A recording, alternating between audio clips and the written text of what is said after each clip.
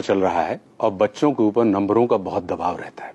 तो मैं अपने स्कूली जीवन से संबंधित एक अनुभव आपके साथ साझा करना चाहता हूं। मैं सिर्फ उतना ही पढ़ता था जितना कि परीक्षा में पास होने के लिए आवश्यक होता था, क्योंकि मेरी सहज रुचि सामान्य शिक्षा में नहीं थी। मुझे कला, खेलकूद, इसमें एक व्यक्तिगत रुचि हुआ करती थी। तो मुझे स्कूल के द्वारा ये जो नंबर गेम होता था, मुझे रास नहीं आता था। और स्कूल को अपनी प्रतिष्ठा की चिंता थी। वो इस बारे में ध्यान नहीं देते थे कि विद्यार्थी के अंदर कितनी क्षमता है। तो एक दिन मैं गुस्से में आया और मैंने अपना बस्ता मां के सामने फेंक दिया। मां समझ रही थी कि मुझे समस्या विद्या से नहीं है, विद्यालय से है, या विद्यालय के उस वातावरण से है जिसमें नंबरों का दबाव मेरे ऊपर डाला जाता है।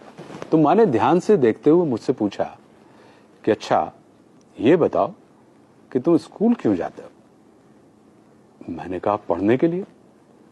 उन्होंने फिर मुझसे पूछा कि पढ़ने से क्या मिलता है? मैंने कहा, ज्ञान। वे बोली, ठीक है, अब ये बताओ कि ज्ञान किसे कहते हैं? अब मैं सोच में पड़ गया। मुझे मौन और समझने की स्थिति में देखकर वे बोली कि ज्ञान हमें अड़ना भी सिखाता है और लड़ना भी सिखाता है। मैं चाहती हूं कि तुम अड़ना नहीं, लड़ना सीखो। लड़ना समझते हो? मैंने कहा, जी। मारना पीटना? उन्होंने मुझे ऐसे देखा जैसे वे मेरी आंखों के रास्ते मेरे हृदय में बैठकर मुझसे बात कर रही हूं। बोली, नहीं, मारना पीटना और लड़ने में अंतर होता है। मारपीट में या तो तुम किसी को हराते हो या कोई तुमको हराता है, लेकिन लड़ने में किसी को हराने का नहीं, उसे जीतने का भाव होता है। अपनी कमजोरियों से लड़ना मतलब कमजोरियों को जीतना। परिस्थितियों से लड़ना यानी परिस्थितियों पर विजय प्राप्त करना। शंका से लड़ना यानी शंका को जीतकर उससे मुक्त हो जाना। संकल्प से लड़ना मतलब संकल्प को जीतकर उसे सिद्ध कर अपना सहयोगी बनाना। जीतने की इच्छा सकारात्मक भाव है और मारपीट के हराने की इच्छा नकारात्मक ऊर्जा।